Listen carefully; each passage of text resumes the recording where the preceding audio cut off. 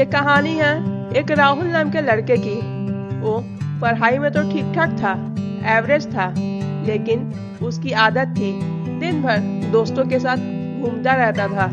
घूमने से समय मिलता तो दिन भर मोबाइल चलाता रहता था। उसके घर की हालात कुछ ठीक नहीं थे। उसकी माँ की तबीयत भी हमेशा खराब रहती थी।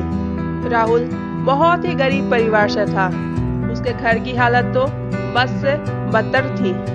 यहाँ तक कि उसके घर पे अगर कोई मेहमान आ जाए तो उसको बैठाने तक की जगह नहीं थी।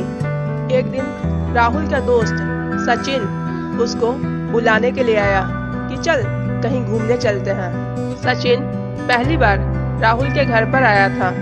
सचिन राहुल के घर की हालत देख करके दंग रह गया और उससे पूछ लिया, अरे तुम यहाँ पर रहते हो और ये तुम्हारा घर है, और क्या तू ऐसे हालातों में रहता है? राहुल ने जवाब दिया कि हाँ, ये तो मेरा ही घर है और मैं इन्हीं हालातों में रहता हूँ। क्यों, क्या हो गया? थोड़ी देर तो सचिन चुप बैठा रहा, लेकिन फिर वह बोला, वाह मेरे दोस्त वाह, तेरे घर की हालत इतनी खराब है। तेरी माँ हमेशा बीमार रहती है। तेरे पापा दिन रात मेहनत करके काम करके थोड़ा बहुत पैसा जमा कर पाते हैं और उसी से घर का खर्चा चलाते हैं, और तू दिन भर घूमता रहता है, मोबाइल चलाता रहता है और तुझे अपने कैरियर की कोई चिंता नहीं है। तू एक बात बता, तू किसको धोखा दे रहा है, अपने माँ बाप को या खुद को? सचिन बोला कि तू चल मेरे साथ। इस पर राहुल पूछा, कहाँ चलना है? सचिन बोला, नहीं, बस तू चल मेरे साथ। सचिन राहुल को वहाँ लेकर के गया जहाँ उसके पिताजी काम करते थे। राहुल के पापा एक फैक्ट्री में मजदूर थे। वहाँ पर बैठे हुए थे और उनकी हालत पसीने से तरबतर होकर हालत बस से बदतर हो चुकी थी। उनके पास में उन्हीं की फैक्ट्री का एक मजदूर और बैठा हुआ था और वह उनसे कुछ कह रहे थे। जब राहुल और सचिन थोड़ा और नजदीक पहुंचे तो उन्होंने सुना कि राहुल के पिताजी कह रहे थे कि मेरी पत्नी घर पर बीमार है और मेरे पास तो इलाज करवाने के लिए पैसे भी नहीं हैं। मैं दिन रात मेहनत करके सिर्फ 2 वक्त की रोटी ही जुटा पाता हूँ और उससे सिर्फ घर का खर्च चलता है और पैसा बच नहीं पाता। अभी तो मेरे बेटे राहुल के स्कूल की फीस भी भरनी है। यार, इससे बेहतर तो मौत ही है। जिंदगी दुख का दूसरा नाम बन चुकी है। मैं तो अब तंग आ चुका हूँ ऐसी जिंदगी से, और अब तो मेरा बेटा राहुल ही मेरी आखिरी उम्मीद है। तुम देखना, वो एक दिन इससे भी बड़ी फैक्ट्री का मालिक बनेगा। राहुल अपने पापा की हालत को देख रहा था और बहुत गौर से उनको सुन भी रहा था, और तभी उसके दोस्त सचिन ने कहा, देख देख जरा कैसे जीते हैं तेरे पापा। तेरे पापा तेरे से कितनी उम्मीद लगाए बैठे हैं। बस देख जरा एक बार।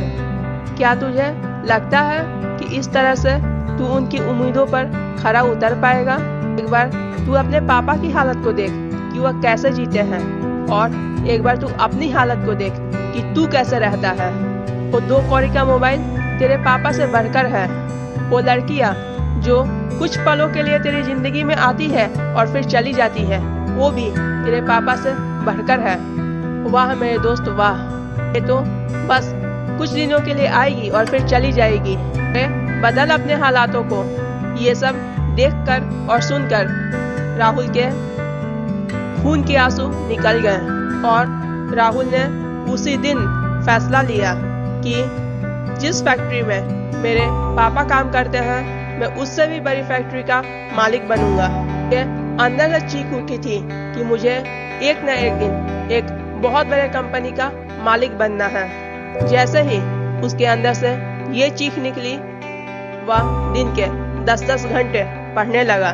उसके दिमाग में अब सिर्फ एक ही लक्ष्य था कि एक बहुत बड़ी कंपनी का मालिक बनना है। उसके लिए मुझे क्या करना होगा? तो उसके लिए मुझे पढ़ना होगा, और मैं पढ़ूंगा। अब कोई मुझे पढ़ने से नहीं रोक सकता।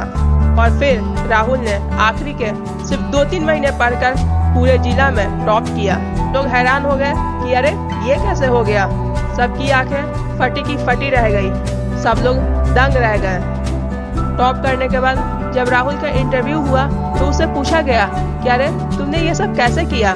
तो उसने ये कहा कि मुझे जिंदगी में और कुछ नहीं चाहिए, मुझे तो सिर्फ अपने पापा के सपनों को पूरा करना है।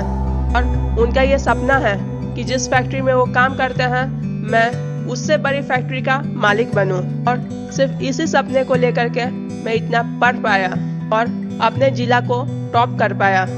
दोस्तों, हो सकता है कि कहानी के शुरुआती पार्ट को आप अपने आप से रिलेट कर पाओ। हमारे देश के मैक्सिमम लोग या तो फिर मिडिल क्लास फैमिली से बिलोंग करते हैं या तो फिर पुअर फैमिली से बिलोंग करते हैं। और सबके माता पिता बहुत ज़्यादा संघर्ष करके अपने बच्चे को पढ़ाते हैं। हो सकता है कि आपके घर की भी यही हालत हो। इस कहानी में राहुल ने रियलिटी को एक्सेप्ट किया और अपने हालातों को बदल दिया। लेकिन क्या आप रियलिटी को एक्सेप्ट करते हो? क्या आप अपने सच को देख पाते हो? और क्या आप अपने आप को देख पाते हो कि आप क्या कर रहे हो और फिर आपको क्या करना चाहिए? राहुल ने तो अपने हालातों को बदल दिया और एक बहुत बड़े कंपनी का मालिक भी बन गया। लेकिन क्या गारंटी है कि आप अपने हालातों को बदल पाओ? क्या गारंटी है कि आप भी अपने मम्मी पापा के सपनों को सच कर पाओ? गारंटी है मेरे दोस्तों, अगर आपके अंदर से एक चीख उठ करके आए, एक आवाज उठ करके आए कि मुझे पढ़ना है और सिर्फ इसलिए पढ़ना है कि मैं अपने हालातों को बदल पाऊं और मैं अपने माँ बाप के सपने को सच कर पाऊं।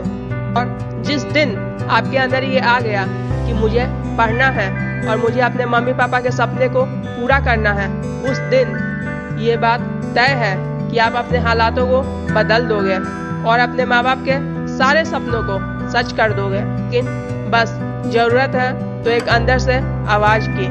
बहाने बनाने से कुछ नहीं होगा। दुनिया में कुछ भी टफ नहीं है। अगर यकीन नहीं होता तो जा करके पूछो किसी टॉपर से कि अरे क्या टफ लगता है तुम्हें, तो एक ही जवाब सुनने को मिलेगा कि पढ़ने वालों के लिए कुछ भी टफ नहीं होता। और जिंदगी का भी यही वसूल है कि करने वाला कुछ भी कर जाएगा और जिसको कुछ नहीं करना वो छोटी सी मुसीबत आने पर भी रुक जाएगा। बहाने बनाने में उसका कोई रिकॉर्ड नहीं। उसको दिन भर आलस आता रहेगा और उसकी अंदर की एनर्जी कभी बाहर निकल ही नहीं पाएगी।